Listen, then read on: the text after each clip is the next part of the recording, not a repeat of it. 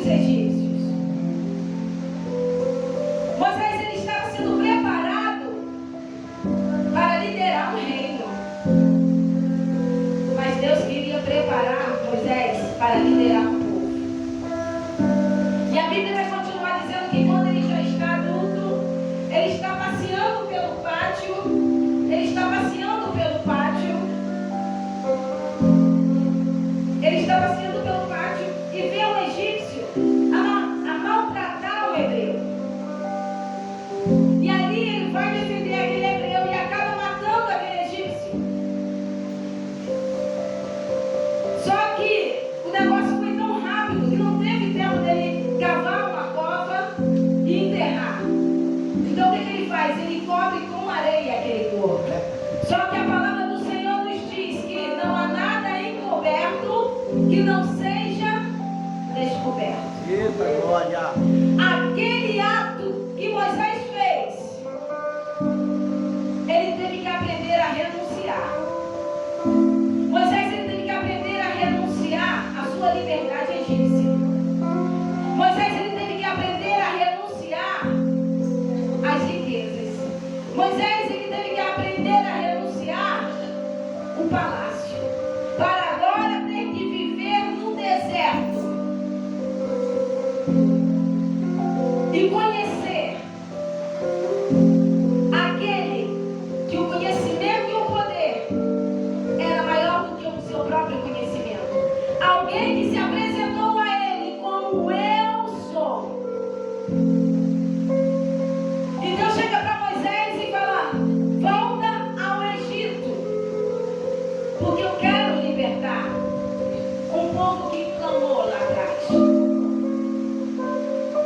E Moisés, ele volta, só que Deus, ele faz prodígios através da vida de Moisés, diante de todo o povo. Só que Deus, ele não queria se apresentar ao povo como um Deus de livramento que poderia tirar eles do Egito. Não. A palavra fala que quando Deus ele fazia aqueles prodígios, sempre o coração de Faraó se endurecia, porque era Deus que endureceu o coração de Faraó. Porque Deus queria provar para o povo que ele não era somente Deus de livramento, mas ele era um Deus que poderia fazê-los alcançar a salvação. E Deus chega para Moisés e dá algumas instruções. Deus fala para Moisés: olha, Moisés, eu vou enviar a última praga. Só que eu preciso que o meu povo, ele coma ervas amargas. Eu preciso que o meu povo coma pão sem fermento. Eu preciso que o meu povo coma um cordeiro assado. E depois disso tudo ele passe nos umbrais da porta o sangue desse cordeiro. Deus indiretamente estava dizendo: olha, aquelas ervas amargas é para que o meu povo não esqueça do sofrimento e da amargura que eles passaram nesse mundo. Eita Jeová! Aquele pão sem fermento é para que eles se desprendam, eles deixem tudo aquilo que o Egito colocou diante deles e o que os fazia se afastar de Deus. É verdade. E o cordeiro, o cordeiro que é a melhor parte. O cordeiro é para provar para eles que só em mim há livramento, que só em mim há salvação. E por terminar, eles fazem aquilo tudo, preparam, celebram ali a Páscoa, a ceia, porque essa era a ceia do Antigo Testamento. Mas chegou a hora deles passarem o sangue do cordeiro nos umbrais das Oh, portas. aleluia! Os antropólogos dizem que em toda casa egípcia, ou em todas as casas da região egípcia, mesmo dos hebreus, tinham em suas portas uma escrita hieroglífica. Era uma escrita de proteção de algum Deus. Todas as casas, quando Deus faz algo na palavra dele, manda a pessoa sempre fazer algo, não é aleatório, não é por acaso, tem uma explicação aquilo. Deus, quando ele manda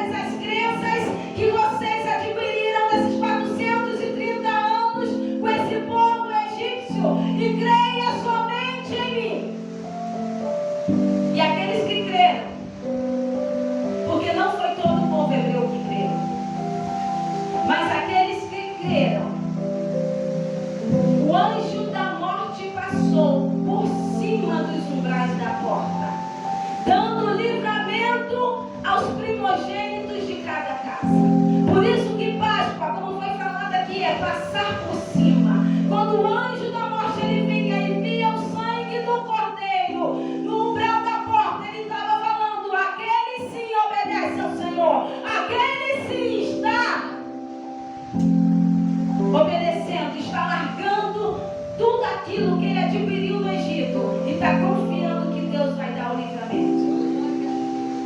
Mas aqueles que não creram no que ia acontecer, assim como os egípcios, pagaram um grande preço com a morte dos seus filhos. Não é fácil renunciar. Tem que ler isso. Não é fácil renunciar, mas é necessário para que nós venhamos a experimentar, como diz uma música aí, o impressionante e infinito amor de Deus. Amor de Deus para com a nossa vida, para com a nossa casa, para com os nossos filhos. Deus queria ensinar ao povo a renunciar à idolatria, a renunciar ao pecado, a renunciar às murmurações, a renunciar à dureza dos seus corações, a renunciar à falta de fé. Só que a Bíblia diz que o povo era obstinado e de dura serviço. E tudo que aquele povo estava fazendo estava chegando mal às narinas de Deus. E o que o Senhor faz? Ele fica 400 anos sem falar com o povo, porque ele estava se preparando para o plano maior, que era de enviar Jesus.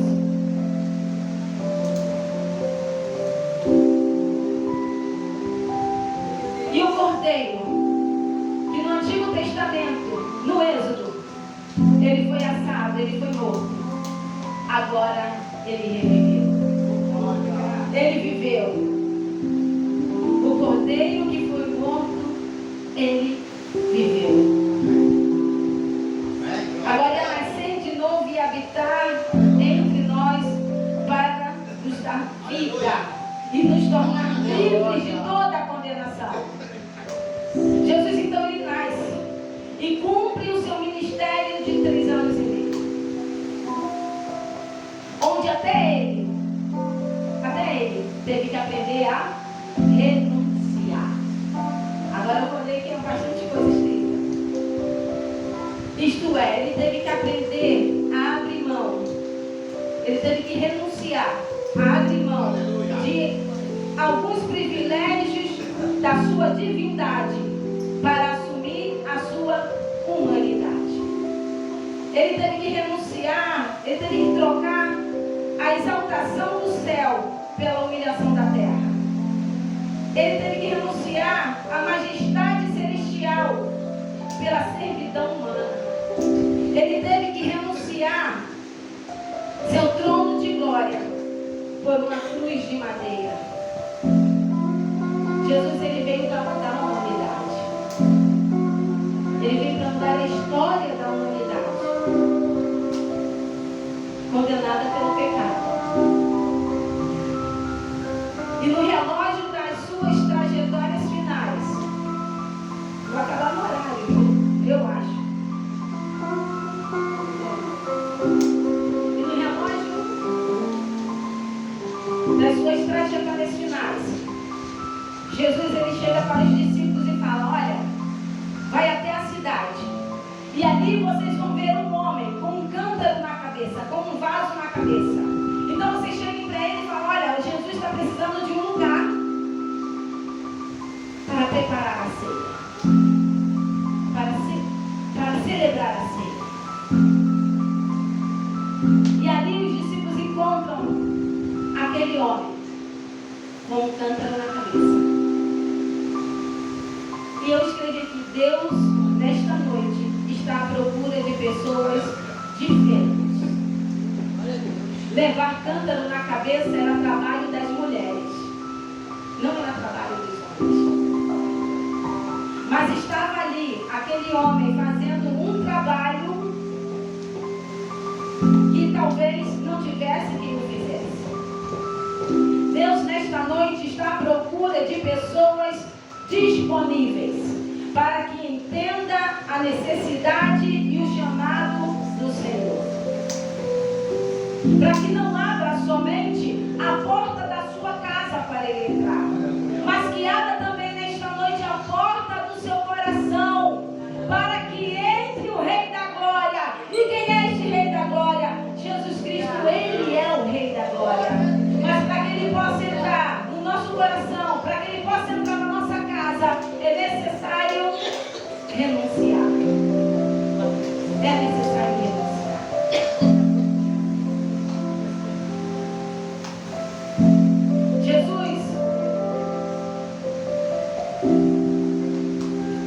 Jesus, depois que ele preparou a ceia, ele celebra com os discípulos.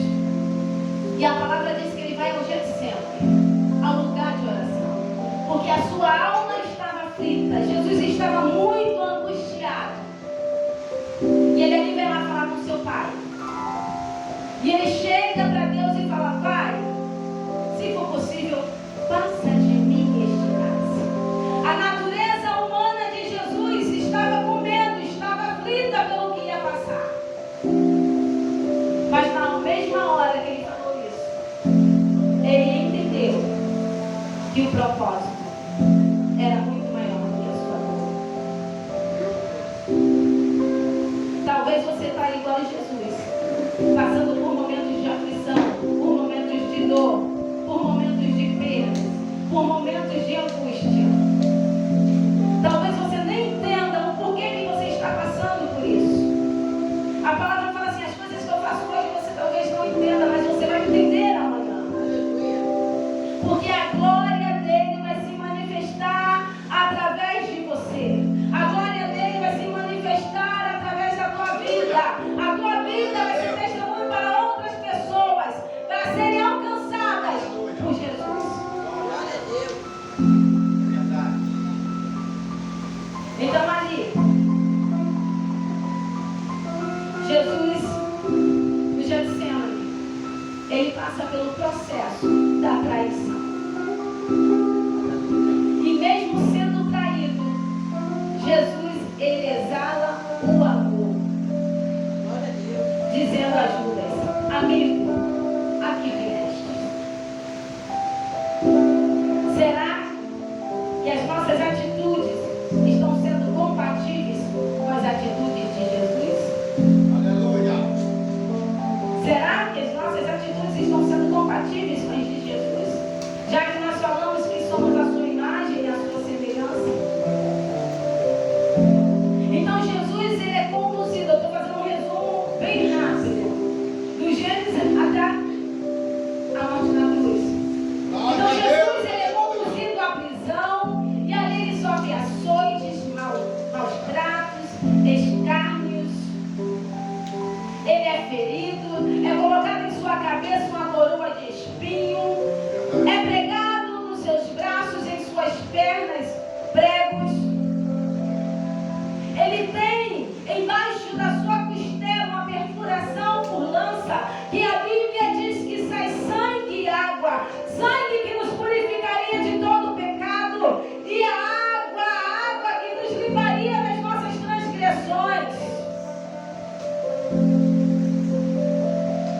E lá naquele madeiro, o madeiro não pôde conter o poder redentor de Jesus na cruz. Até na cruz ele liberou o perdão. Jesus liberou o perdão para aquele homem que tinha feito tanta coisa de ruim, que tinha feito tanta coisa com pessoas, que teve uma vida de desgraça, uma vida que também desgraçou outras vidas, mas lá na cruz, glória a Deus, o poder redentor de Jesus alcançou uma vida e ele liberou a salvação. Meu filho, hoje mesmo você vai estar comigo no paraíso. Será que se nós fôssemos hoje para a glória, nós íamos direto estar com Jesus?